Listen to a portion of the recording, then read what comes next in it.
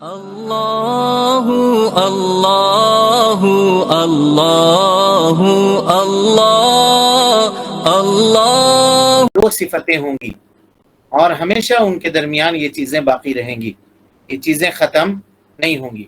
ہما بہم کفر ای ہما فیہم کفر، اور یہ چیزیں ان کے یہاں کفار کی یا کفر کی خصلتوں میں سے یہ خصلتیں ہوں گی، دو خصلتیں۔ اس سے یہ مراد نہیں ہے کہ ان کا کرنے والا کافر ہوگا، جیسے کہ گفتگو آپ کے سامنے ہو چکی تھی کہ جہاں پر الف لام کے بغیر کتاب و سنت میں آپ کو کافر ملے تو اس سے کفر دون کفر مراد لیجئے گا، حقیقی کفر اس سے مراد نہیں ہوتا ہے۔ عام طور پہ حقیقی کفر جب الف لام کے ساتھ کفر ذکر کیا جائے تو اس سے مراد ہوتا ہے، تب بھی آگے پیچھے اس کا دیکھا جائے گا کہ کوئی ایسا قرینہ تو وہاں پہ موجود نہیں ہے جو اس کو حقیقی کفر کے اوپر معمول کرنے سے مانے ہے۔ اگر ایسی کوئی چیز ملتی ہے تو الف لام کے ساتھ بھی اگر کفر کا ذکر کیا گیا ہو تب بھی وہ کفر حقیقی کے اوپر معمول کرنے سے مانے ہوگا۔ یہ تفصیلی گفتگو آپ کے سامنے آ چکی ہے۔ تو کفر یہاں پر نکرہ ہے تو حقیقی کفر اس سے مراد نہیں ہے، کفر اکبر اس سے مراد نہیں ہے، بلکہ اس سے مراد یہ ہے کہ یہ خصلت کفار کے خصلتوں میں سے، کفار کے صفتوں میں سے، کفار کے کاموں میں سے ایک کام ہے۔ تو اگر کسی کام کے اوپر شریعت یہ کہے، غور سے سنیے سوال کو، اگر کسی کام کے اوپر شریعت یہ کہے کہ یہ کافروں کا کام ہے تو وہ کام کیا ہوگا؟ حرام ہوگا، گناہ کبیرہ ہوگا، گناہ کبیرہ ہوگا، گناہ کبیرہ ہوگا۔ اسی طریقے سے اگر کہے شریعت کہ یہ کام جاہلیت کے کاموں میں سے ہے تو کیا ہوگا؟ وہ کام، اس کام کا کرنا کیا ہوگا؟ حرام ہوگا، گناہ کبیرہ ہوگا جی، حرام بھی ہوگا اور گناہ کبیرہ ہوگا، حرام بھی ہوگا اور گناہ، یعنی ہم یہ بتانا چاہ رہے ہیں، گزشتہ آپ کے سامنے بات آ چکی ہے کہ گناہ کبیرہ کسی گناہ کو گناہ کبیرہ کب کیسے سمجھیں گے؟ تو اگر یہ کہے کہ یہ کفار کا کام ہے، شریعت یہ کہے یہ کام زمانہ جاہلیت کی ہے، یا اس کام کے کرنے والے خسارہ اٹھانے والے میں سے ہیں، یا اس کام کے کرنے والوں کے اوپر اللہ کی لعنت ہے، اس طرح کی باتیں اگر آئے تو سمجھیے گا جس کام کے بارے میں اس طرح کی باتیں بیان کی گئی ہیں وہ سب کے سب حرام تو ہے ہی، لیکن حرام میں بھی بہت اونچے مقام کے اوپر حرام ہے، یعنی کبیرہ گناہ کے درجے میں وہ چیزیں آتی ہیں۔ سمجھ گئے؟ تو نبی صلی اللہ علیہ وسلم کا یہ کہنا کہ ہما بہم کفرون، یہ کفار کے کاموں میں سے کام ہے، یہ اس بات کے اوپر دلالت کر رہا ہے کہ یہ کبیرہ گناہوں میں سے ایک گناہ ہے۔ اور علامات کبائر یہ آپ کے سامنے بتا دیا گیا ہے، ان میں سے ایک یہ بھی ہے کہ کسی کام کی نسبت کفار کی جانب کر دی جائے یا زمانہ جاہلیت کی طرف کر دی جائے۔ تو یہ دونوں خصلتیں یہ مذموم ہیں، برے ہیں شریعت کی نگاہ میں، جس میں بہت سارے لوگ گرفتار ہیں اور ایسا کرتے ہیں۔ اس میں کیا ہے؟ الطعن فی النسب، نسب کے اندر، انسان کے نسب کے اندر طعن کرنا یعنی عیب لگانا، نسب کے اندر عیب لگانا۔ اور نسب کے اوپر عیب تین طریقے سے لگایا جاتا ہے جی، یا اس کے اوپر اگر کوئی آدمی گفتگو کرے تو تین طریقے سے کیا جائے گا، اور یہ تینوں کی تینوں خصلتیں یا تینوں کے تینوں صفتیں یہ سب کے سب حرام ہیں۔ مثال کے طور پہ کوئی آدمی کسی سے ثابت نسب کا انکار کر دے، کہ فلاں فلاں کا بیٹا نہیں ہے، فلاں فلاں کا بیٹا نہیں ہے، فلاں اس خاندان سے نہیں ہے، یہ کہنا۔ اور نسب کیسے ثابت ہوتا ہے؟ تو شہرت سے، لوگوں کے اندر فلانے کی شہرت یہ ہے کہ فلاں اس خاندان سے ہے یا فلاں کے والد وہ ہیں۔ اب کوئی آدمی اس کا انکار کر رہا ہے کہ نہیں یہ فلاں کا بیٹا نہیں ہے، یہ اس کا بیٹا نہیں ہے، تو ایسا کرنا کیا ہے؟ یہ نسب کے اندر طعن کرنا ہے، نسب کے اندر عیب لگانا ہے کہ فلانا فلانے کا بیٹا نہیں ہے یا فلانا فلانے کے خاندان سے نہیں ہے، ایسا کرنا حرام ہے جی، اور کبیرہ گناہوں میں سے ایک گناہ ہے۔ اسی طریقے سے دوسرا طریقہ کہ ہم نسب کی نفی تو نہیں کر رہے ہیں، ہم یہ نہیں کہہ رہے ہیں کہ فلاں فلاں کا بیٹا ہے، لیکن ایسا لفظ استعمال کرے جس سے اس کو شک ہو۔ مثال کے طور پر کوئی پوچھے کہ فلاں فلاں کا بیٹا ہے، کہا اچھا وہ اس کا بیٹا ہے، ہم کو نہیں معلوم تھا آج تک.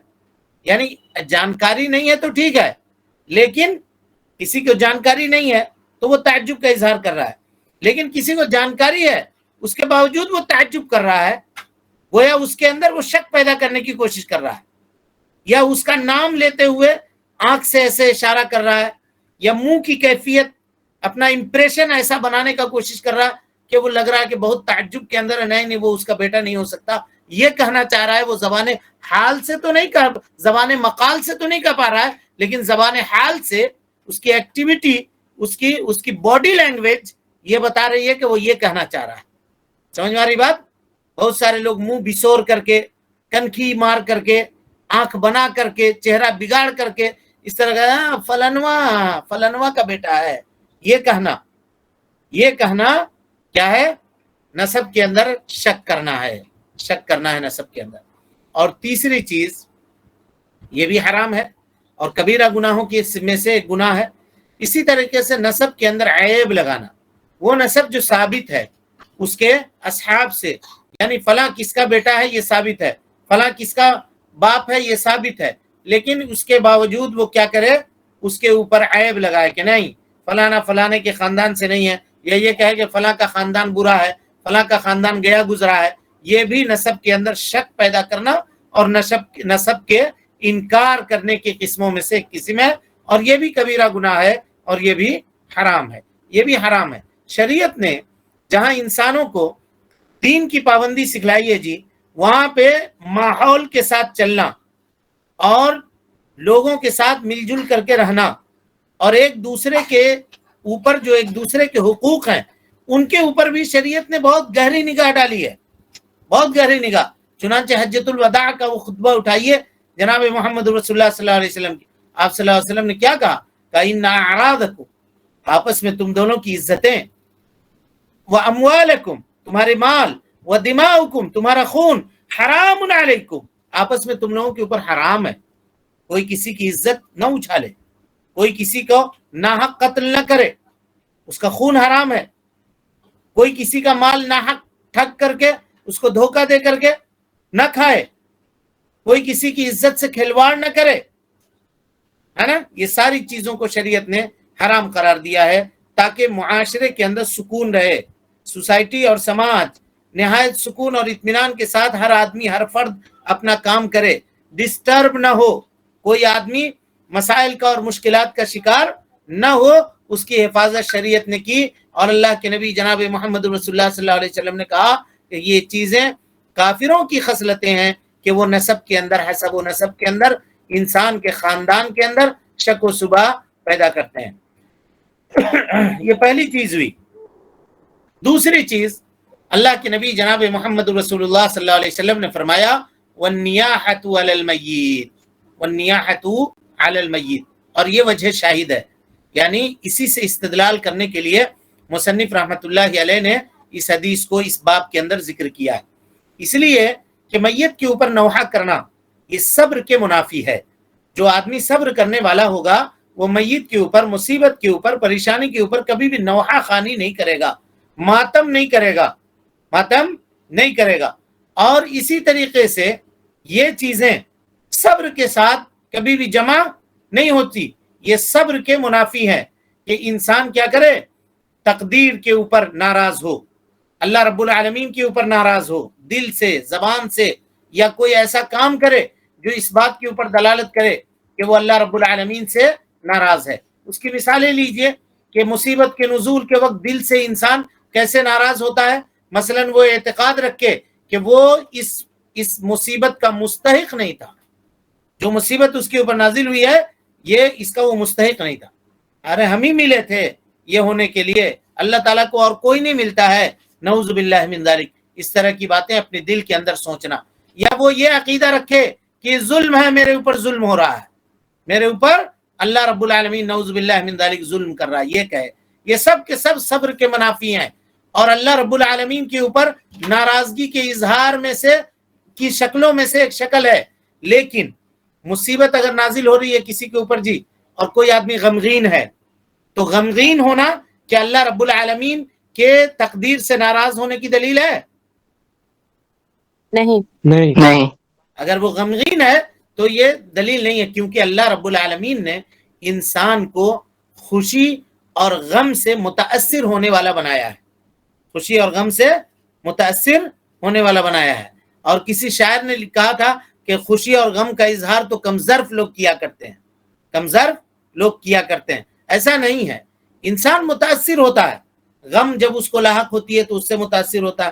آپ اس کی شکل دیکھ کر کے پہچان جائیں گے کہ یہ کسی مصیبت کے اندر گرفتار ہے نا۔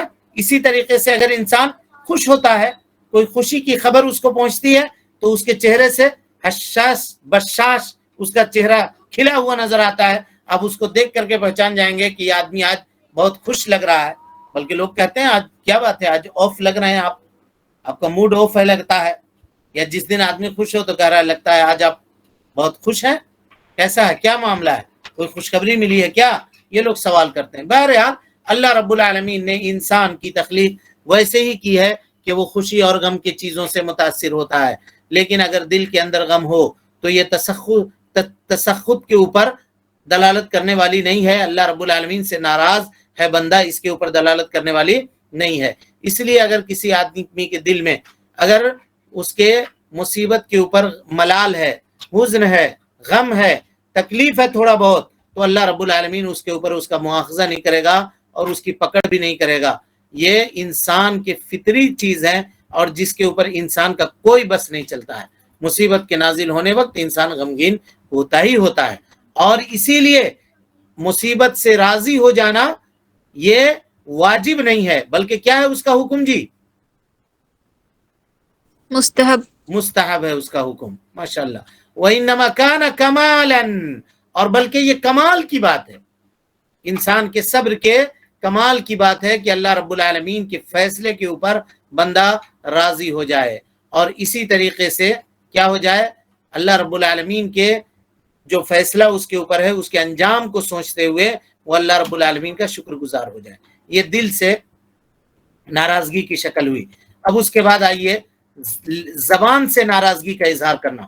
مثال کے طور پر انسان اپنی زبان سے ایسی بات کہے جو ناراضگی کے اوپر دلالت کرنے والی ہو، جیسا کہ بعض لوگ مصیبت کے نازل ہونے کے وقت کہتے ہیں کہ ہم ہی تھے، یا یہ کہنا کہہ رہے ہم نے کیا گناہ کیا تھا، ہمارا کیا قصور تھا، پے در پے ہمارے اوپر مصیبتیں نازل ہو رہی، یہ سال ہمارے لیے اچھا نہیں گیا، اور جب سے یہ کام شروع کیے ہیں تب سے ہم مصیبت کے اندر گرفتار ہیں۔ یہ سب کے سب ناراضگی کے کلمات ہیں جو انسان مصیبت کے وقت اپنے زبان سے نکالتا ہے، اور اسی میں نیاحہ ہے جی، نوحہ کرنا بھی ہے، اس کے اوپر ہم تفصیلی گفتگو آپ کے سامنے کریں گے انشاءاللہ۔ اور اسی طریقے سے کبھی کبھی ناراضگی کا اظہار فعل کے ذریعے ہوتا ہے، کاموں کے ذریعے۔ مثال کے طور پر انسان سینہ کوبی کرے، سینہ پیٹے، جیسے محرم میں یہ رافضی سینہ کوبی کرتے ہیں، اپنے آپ کو زخمی کرتے ہیں، چھلنی کرتے ہیں، جسم کو خون بہاتے ہیں، چھاتی پیٹتے ہیں، کپڑا پھاڑتے ہیں، گرہبان چاک کرتے ہیں، ماتم کرتے ہیں، روتے ہیں، چلاتے ہیں، زور زور سے آواز لگا کر کے، سب ایک جگہ بیٹھ کر کے اجتماعی طور پر کہانی گڑھ کر کے بتایا جاتا ہے، اور وہ لوگ روتے ہیں اور اس کا نام دیتے ہیں مجلس عزہ، مجلس ماتم، ہے نا۔ تو اس طرح کی چیزیں کرنا یہ سب کے سب کیا ہے؟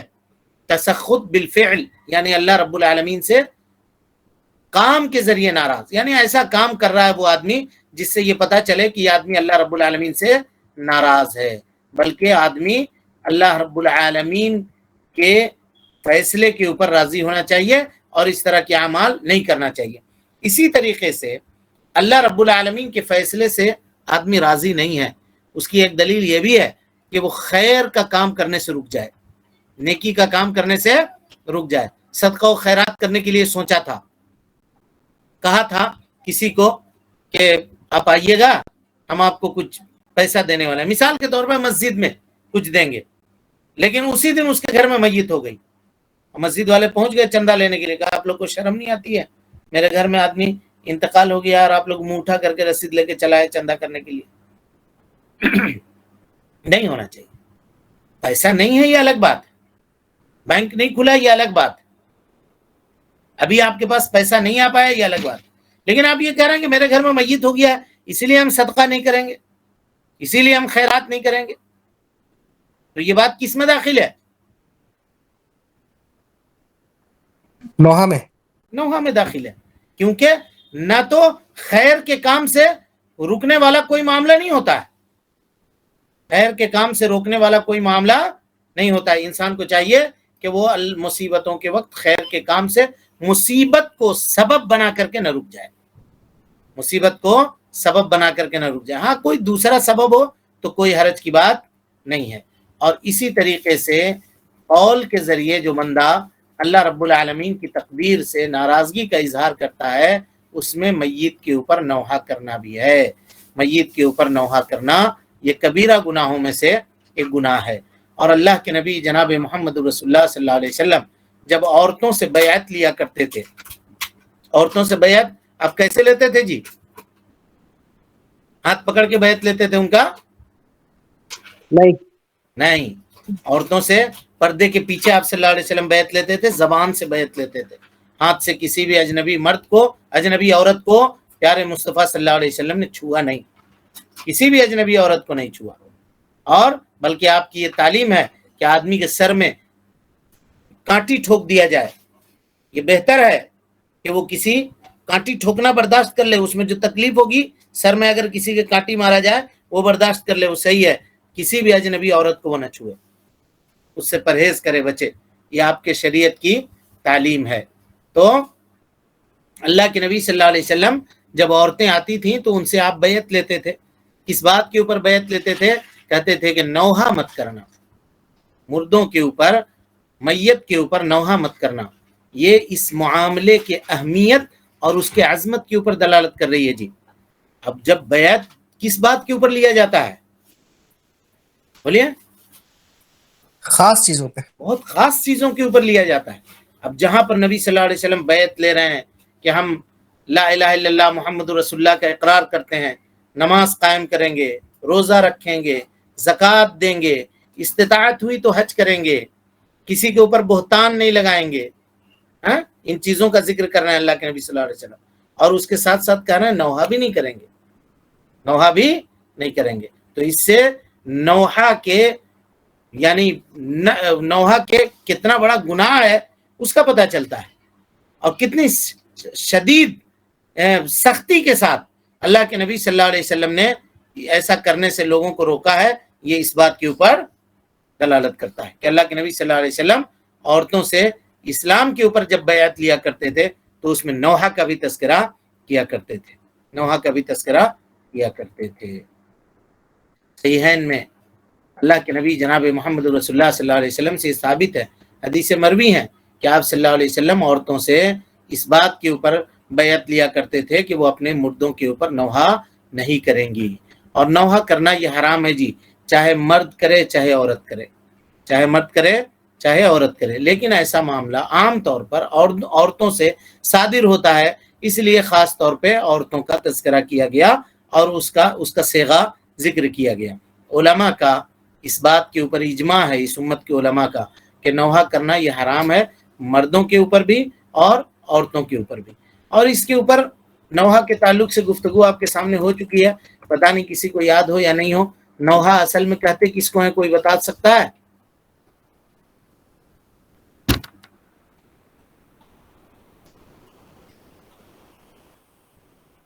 कबूतर की आवाज तरह जो रोते हैं इस तरह गले से आवाज माशाअल्लाह।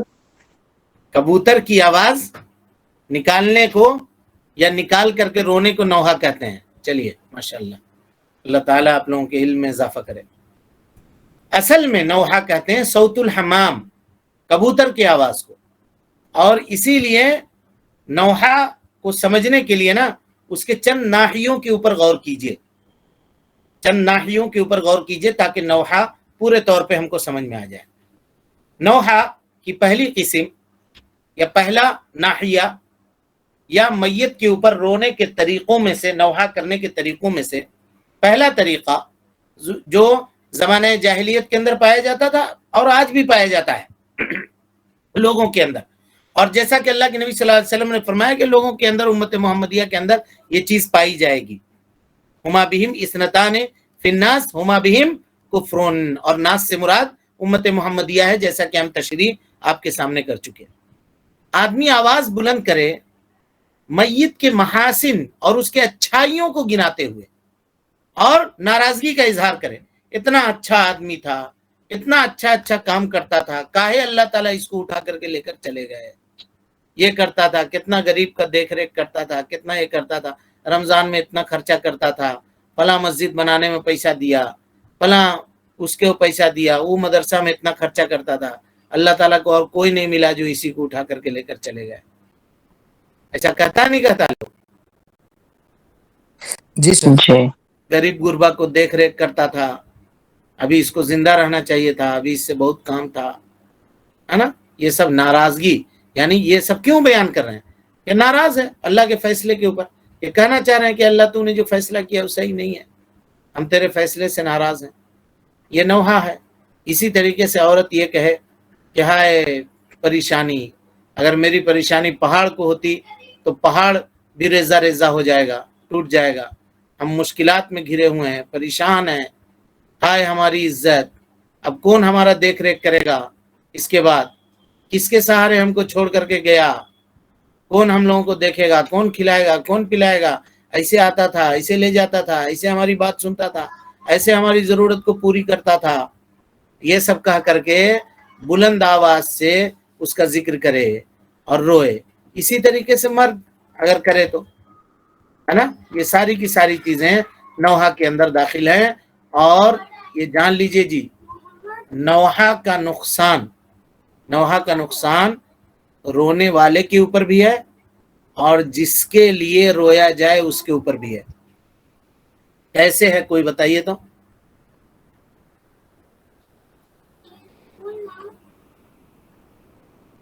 نوحہ کا نقصان رونے والے کے اوپر تو ہے، یہ تو ڈیفینیٹ ہے، اس میں کہیں پر کوئی شبہ نہیں ہے، کیونکہ وہ کبیرہ گناہ کر رہا ہے کہ نہیں؟ ہاں جی، سن رہے ہیں بات ہے؟ جی سر. جی پہلے اگر وصیت نہ کرے کہ میرے میت مطلب نوحہ نہ کرنا. ہاں ٹھیک ہے، یہ ایک بات ہے. اور کوئی بات اور اس کے علاوہ کسی کے پاس کوئی علم ہے؟ حدیث میں نا کہ کوئی مر جائے تو اس کی اچھائیاں بیان کرو، برائیاں نہیں، کیونکہ جو بولتے آدمی وہی دکھے. ٹھیک ہے، اچھائی بیان کر رہا ہے، وہ رو رو کر کے چلا کر کے اچھائی بیان کر رہا ہے. لیکن اچھائی بیان کرنے کا یہ مطلب ہے کہ یہ کہے کہ وہ اچھا آدمی تھا، انتقال ہو گیا، اللہ تعالیٰ اس کی مغفرت کرے، نیک آدمی تھا، یہ اچھائی بیان کرنا ہوا. لیکن ابھی جو شکل ہم نے بیان کیا اتنا اچھا تھا، چلا کر کے رو رہے ہیں اور یہ سب گا رہے ہیں اور آس پاس میں سب عورتیں بیٹھی ہوئی ہیں. ہاں یہ طریقہ جو ہے اس میں دیکھیے جی، جو نوحہ کر رہا ہے، تاکہ وقت نہ نکل جائے، وقت کم ہے ہم لوگوں کے پاس، لیکن سمجھنے کے لیے ایسا سوال کے انداز میں کر رہے ہیں.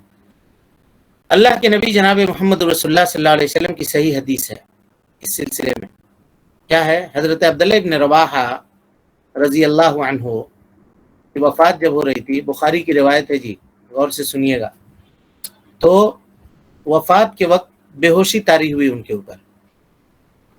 تو ان کی بہن جو وہاں پہ بیٹھی ہوئی تھی وہ اسی طرح سے رونے لگی، گنا کر کے، کہہ کر کے، ہائے میرا بھائی ایسا تھا، میرا بھائی ایسا تھا، میرا بھائی ایسا تھا. لیکن کیا ہوا؟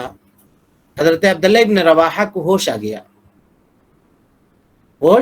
گیا، یعنی سکرات میں تھے، بے ہوشی طاری ہوئی تھی، لوگ گھر والے سمجھے کہ انتقال ہو گیا، لیکن ہوش آ گیا، ٹھیک ہو گیا. ایسا ہوتا ہے، لگتا ہے کہ اب روح قبض ہو جائے گی، پھر اس کے بعد بھی آدمی بہت دن تک زندہ رہتا ہے، لیکن ہوش آ گیا ان کو.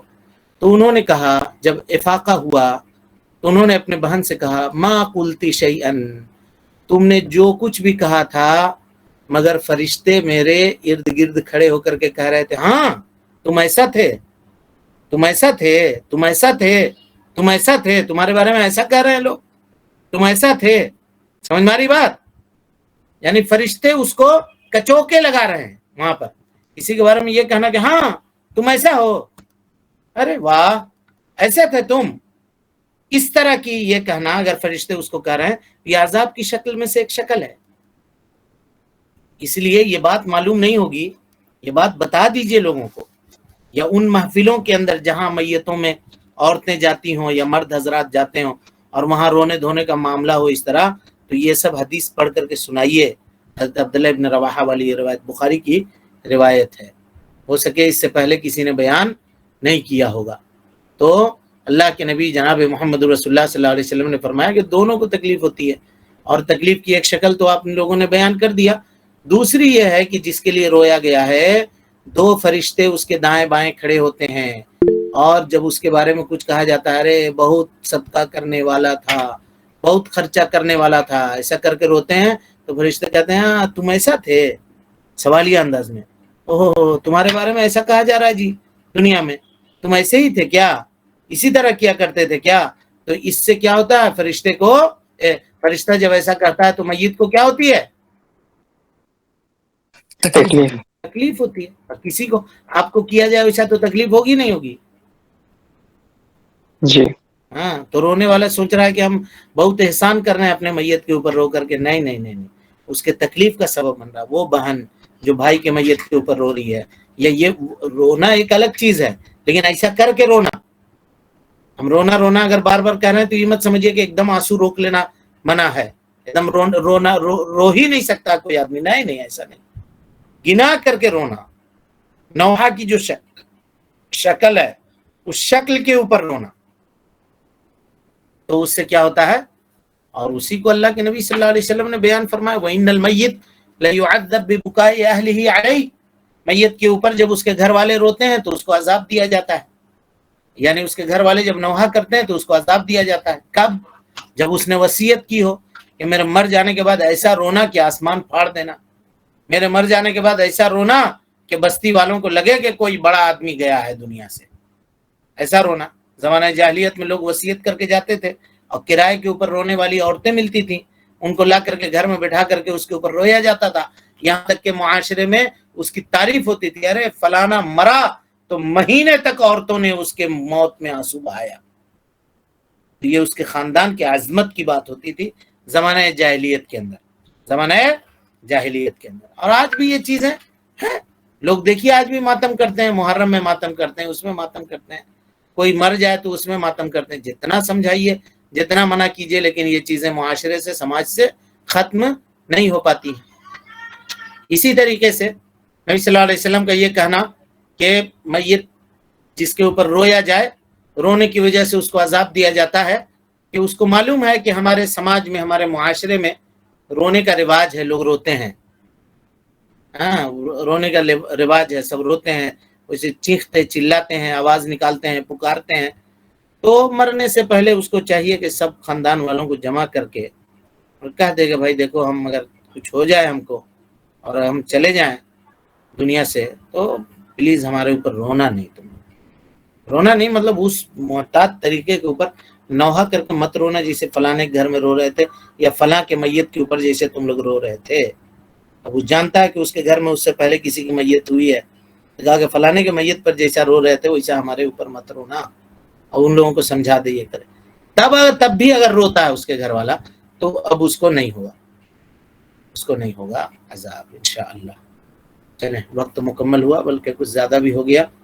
اب اس کی جو اور دوسری شکلیں ہیں نوحہ کی، انشاءاللہ کل کے درس میں اس کی وضاحت آپ کے سامنے کی جائے گی. اللہ رب العالمین سے دعا ہے کہ اللہ تعالی ہمیں اور آپ کو حسن عمل کی توفیق دے. رب العالمین ہم سب کی اصلاح فرمائے، نیکیوں کو قبول کرے، سیئات سے درگزر فرمائے، جب تک زندہ رکھے دین اسلام پہ زندہ رکھے، اور جب اٹھائے ایمان پہ اٹھائے. آمین وآخر دعوانا ان الحمدللہ رب العالمین. کوئی سوال ہے کسی کے پاس؟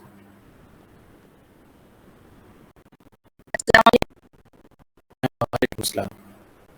شیخ کوئی اگر بیماری انسان کو لاحق ہو جاتی ہے اور اس بیماری کی وجہ سے اس کے ذہن پہ ایسا لگتا ہے کہ قریب مرنے والے ہیں، حالانکہ موت تو برحق ہے، لیکن لگے کہ بیماری کی وجہ سے مرنے والے، اب اس کو یہ خدشہ ہوتا ہے کہ میرے مرنے کے بعد میرے اہل و عیال کا کیا ہوگا، میرے اہل خانہ کا کیا ہوگا.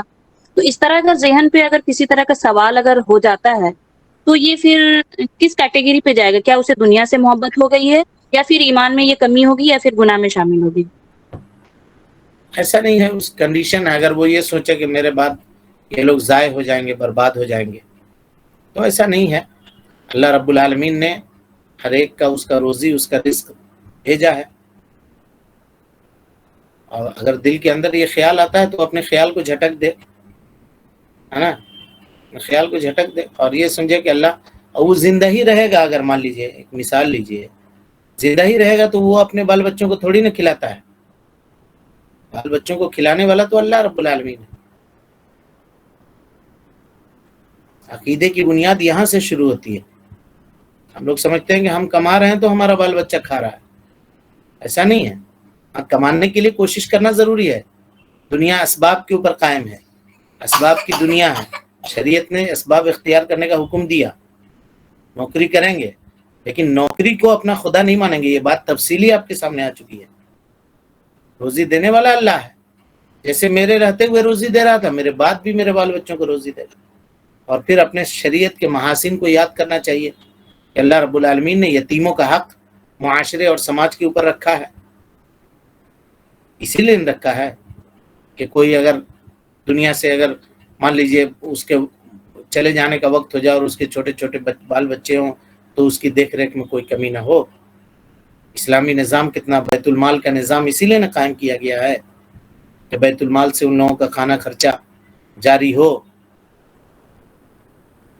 اور جو امیر ہیں یا جو حاکم ہیں وہ اس کے گارجین بنے.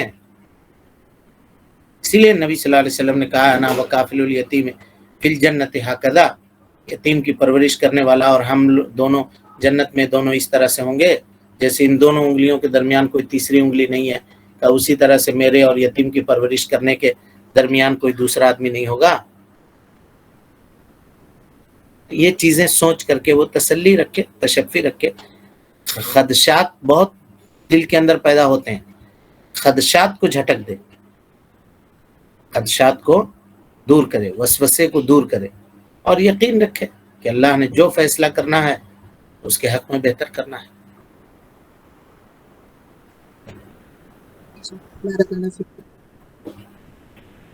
اور کوئی سوال ہے کسی کے پاس؟